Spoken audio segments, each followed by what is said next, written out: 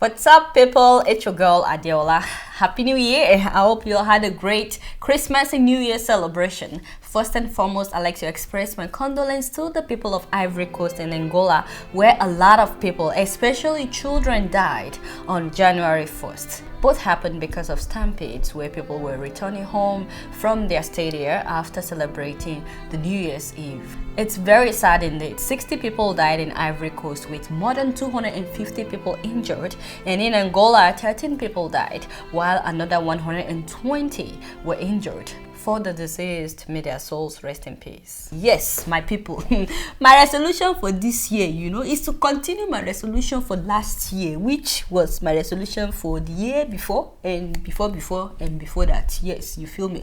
Which is, to never judge a book by its cover. Yes, yes. Never judge a book by its cover. Anyway, I was so excited, about 2013. I was so excited until I read Nigerian President, New Year message. I suddenly became depressed. I said, seriously, when will this man get it? I mean, just listen to this. Our objective for this year is to ensure by all possible means that more of the programs and projects envisioned by this administration and which are already being embarked upon are further brought on stream within the next 12 months to meet the yearnings of our people and raise the quality of life. Seriously, who wrote this crap? I have no idea what this means. Whoever wrote this did not mean well for Mr. President. You don't think that Jonathan wrote the speech, do you? It's not good though. Oh, poor Jonathan. Yeah, this one should be clearer. We have, in the last year, that is 2012, we have achieved a lot in terms of the positive transformation of vital sectors of our national life, such as public infrastructure, power supply, oil and gas, transportation, education, health, and agricultural development. Hey! His government did a lot of transformation in 2012 in public infrastructure, in transportation, and seriously, health. Mr. President, health. What did you do in health? Seriously. Do we need to go over this again? I discussed all his achievements of last year in my last episode, and to say the truth, Mr. President, there are nothing to write home about. So what do you mean you've achieved a lot of positive transformation? But anyway, you guys know I'm a very gentle person, right? Yes. And the last thing you will see me do is to talk bad about Mr. President. That is not me. I don't talk bad about people.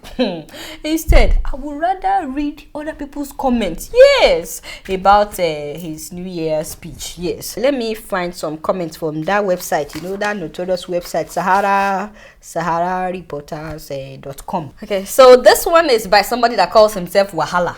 That name grabbed my attention. We've been through this tunnel before with promises of light at the end. Don't buy any crap that drops out of Dr. Dombo's Ogogoro mouth. Nah, lie. Wait.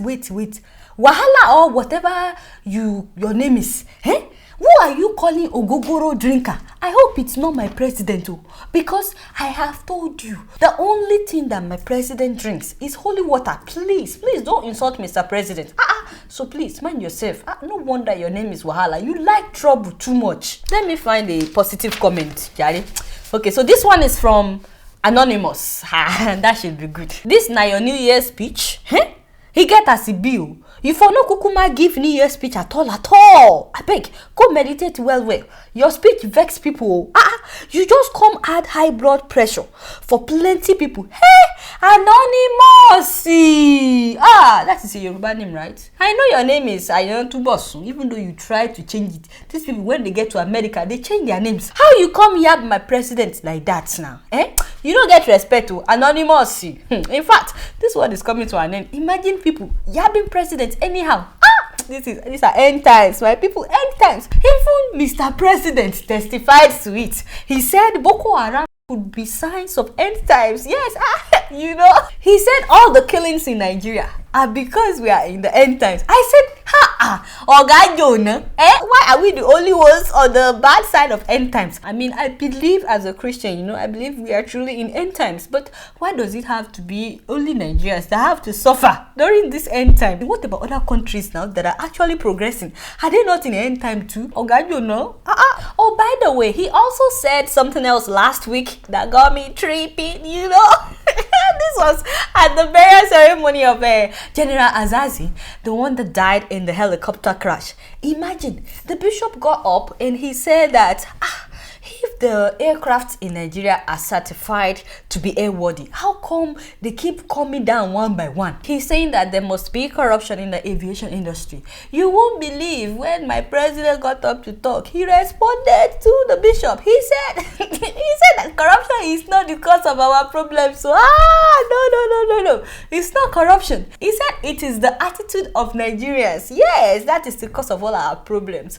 All of you that are watching me that are Nigerians, you are the cause of our problems. In fact, the president added that he spoke with road safety people and they told him the majority of the road accidents recorded in Nigeria happen on good roads. Yeah, so that means so you can see it is not a matter of corruption, it is an issue of the people's attitude. So please, my people, check your attitude. Seriously, that is the only way Nigeria can get better. The other day I was walking on the streets of New York and I just remembered him saying that, and I started smiling. Hey, I didn't realize this guy across the street, he thought I was smiling at him. That didn't go well. So the president's 2015 re-election posters are already circulating in Abuja. The poster says 2015, no vacancy in Aso Rock. Of course, the president has stated that he knows nothing about these posters.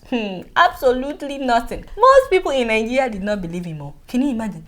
Me, I believe him. Me, I believe everything the president said in his speech that in 2013, he would transform Nigeria. Kajiko? Yep, I'm just keeping it real. So did you guys watch the president of Equatorial Guinea, Teodoro Obiang? Did you watch his interview with BBC? I don't have time to play the whole video for you, but I'll share some of what he said. First of all, you need to know that he's now the longest serving African president. He's been in power for the past 33 years. Yes, and his son, he's now the vice president. Remember that son, the one that has the $32 million mansion in America. Yes, and a private jet. Yes, and assets, worth hundreds of millions of dollars. Not to mention his assets, in Europe. Yeah, that son. Yeah, he's now the vice president. And of course, his brother, he's now the Minister of Energy and Mines. And their uncle is the Minister of Defense, who is technically the third in command. The president's brother. So an ordinary person like me would say, this man is running Equatorial Guinea like a family business. But he said, no.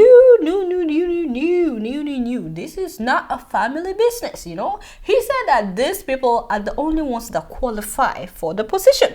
That is why he chose them as vice president, minister of defense, and so on and so forth. Imagine, in a country of about 1 million people, he couldn't find any other person that qualifies to be vice president. It has to be his son. Yeah, right. So BBC asked him about how his family has enriched themselves with the oil wealth of Equatorial Guinea. There are people living in this country, many of them without access to clean drinking water, still struggling to find a job. Is it right, is it acceptable that your own son, for example, in Paris, has a mansion worth almost 200 million euros, has a fleet of 12 luxury cars, including Ferraris, Bugattis, Rolls-Royces, and has bought artwork and antiques worth millions and millions of euros? Do you not think that there is something wrong about that? Mi hijo Teodoro nunca ha trabajado en el sector de petróleo. Antes de empezar la política, es un hombre de negocios. Tienen negocios en Guinea Ecuatorial, en Malasia, en el negocio de forestal, de la madera. Entonces, él está haciendo sus negocios, quiere decir que antes de llegar a ser miembro del Estado guineano, oficial del Estado guineano, ya tenía su fortuna. Does it look like this man care about his people? Seriously, I don't understand. How do you live in a mansion worth 200 million euros? And you're able to sleep at night. Hey, when so many citizens of your country live in poverty, we used to say that the colonial masters, that they are the reason for all our troubles in Africa. But take a good look, my people. These are Africans oppressing Africans. Yes, black man oppressing black man. Since independence in Equatorial Guinea, do you know that his family has been the only one that has been in power? Their very first president was his uncle. Yeah, that was the uncle that he overthrew in a bloody coup, by the way. Yeah, he sentenced his uncle to death in September 1979. So he came in with great promises, you know, because his uncle's regime was brutal. In fact, there was a genocide during his uncle's tenure. But many people forgot that while his uncle was president, Teodoro Obiang was governor and the leader of the National Guard. So he was also part of the brutal regime of his uncle. He used to oversee this prison, very well known for torturing people. So Theodore came in promising a fresh start, different from the brutal and repressive regime of his uncle. Now, it's been 33 years, my people, and they've had 5 presidential elections since then. He's still the president. You know, he changed the presidential term to 7 years, yeah. All these African presidents, you know, that are refusing to let go of power, they know what they are doing, and they know that the people don't approve of them. Like Mugabe, you think he doesn't know that you don't like him? Yeah, but he could care less. And Paul Biya of Cameroon, by the way, did you hear that one security guard in Cameroon, he recently shot at the president's convoy twice.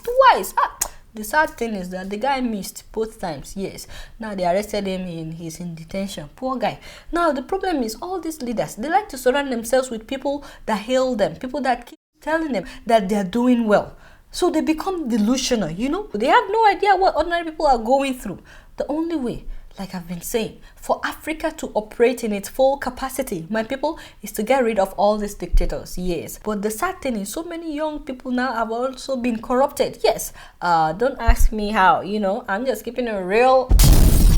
Okay, so you know what's pissing me off right now? A lot of South Africans have no respect for their president, and I don't get it. What is it now? The man only said that he wants his citizens to go through a national cleansing ceremony. Sorry. That was all he said. I mean, a cleansing like the one they did for him when he sacrificed cows last year.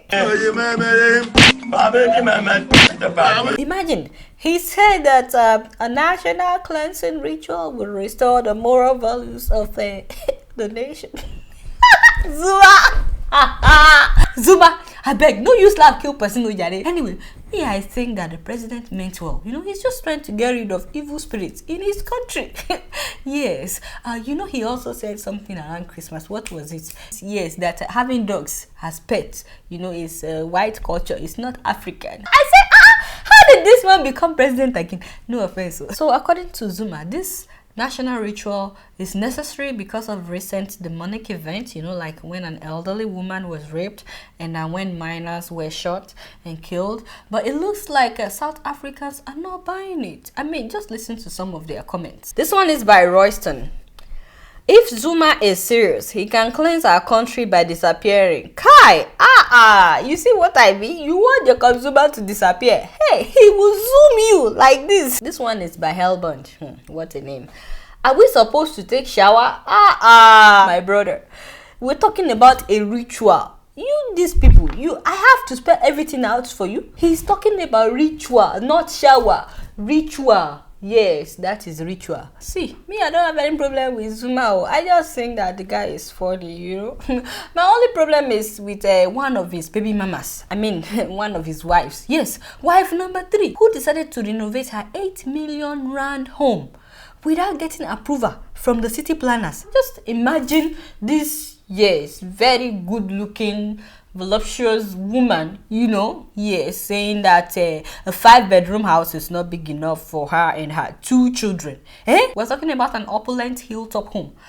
Just imagine an 8.8 million rand home. That is more than $1 million, my people. So I said, why can't Jacob Zuma begin this ritual cleansing from his own home? I mean, starting with his baby mamas. I'm sorry, his wives and children. You know, I don't like to talk about people. Yes, so I'm just keeping it real. So speaking of hilltop homes, did you guys hear that former Nigerian President Obasanjo's hilltop mansion was on fire around Christmas time? Hey, I'm talking about his multi-billion naira hilltop mansion in Abeokuta. Yes, that one. So the funny thing is, it took the firefighters an hour to get there, and and then when they got there, they were using buckets instead of hose. I said, what is going on now? That is why my fellow brother in crime, Dr. Damages, I'm sure you all know him. He said, Adeola, what hope do ordinary people have now? How long will it take for them to get to the homes of common citizens? I said, it's true. Damages, you are very right. The truth is, I was very worried for Baba Iyabo, until I read in the news that Obasanjo said that Ile Oba Tojo Ewa Lobukun, which means a king's house gutted by fire can only add beauty to it. That means a king's house gutted by fire will only be beautified, yes. So Nigerians were laughing when they heard what Obasanjo said. They didn't know that it is their money that he will use to fix the house. Seriously, it is their money now. He knows what he's saying. All those people that he made somebody when he was president, yes, and all those people that he didn't put in jail, even though they were supposed to be put in jail, very soon they will start fighting over who will fix Baba's house. And of course, it is the people's money, the one that they've laundered, yes, that they will use to fix Obasanjo's house. So the funny thing is, a reporter from Premium Times tried taking pictures of the house, when it was on fire, with his BlackBerry. But Obasanjo's son, seized the phone and he smashed it. So a few days later, Obasanjo promised the reporter, that he will buy him another phone. Except that this one will be a used one. He won't buy a new phone. He'll buy I said, seriously, Baba Iyabo, you will buy a cheap phone? Come on. There were other fires around Christmas time in Nigeria. Like the home of the deputy governor of Lagos State was also on fire. And don't forget the firecracker accident that happened in Jankara Market in Lagos, where one boy died and 40 other people were injured. So I'm really hoping that the Nigerian government will invest in the firehouses that we have this year. Seriously, because those firehouses are nothing to write home about. And my prayer is that, Lord, that this year that they will fix our roads. Yes. I'm sure that you've all heard about Kogi's governor who was in a road accident. His aide died instantly, and the governor himself suffered broken leg. I said to myself, what does it take for the government to fix the roads now? I'm just hoping that when the governor of Kogi gets better, that he will do whatever he needs to do to ensure that the road is fixed, and especially the ones in his state. You know me. I'm just keeping it real. Before I leave today, I like to read some of your emails, and the first one is from, he calls himself Good Niger. Adeola, keep the good job you're doing. Oh, thank you. I just observed something from your last episode. You talked about Mrs. Jonathan's dress that exposed her nipples. Ooh, did he just say that? People, how can you talk like this about your first lady? I can't believe you just said that. Anyway, but what I'm seeing in your own dressing now is wait a minute. Good Niger. This is why I keep saying it. That it's not good to make fun of people. I keep saying it over and over. It's not good to make fun of people. And I was only trying to defend Her Excellency in that last episode. But Good Niger, you seriously think that I would seriously Kai? You see, that is the way the shirt was sewn. There's a dart that goes from here to here. This is where the dart ends, yes. But when you get under all the studio lights, that is where it becomes more pronounced. You know what? No more emails for today. Yes, I'm just keeping it real. Alright, y'all, it's been real, and I'm keeping it real right up in here. Until next week, I'm gonna see y'all later. Peace out.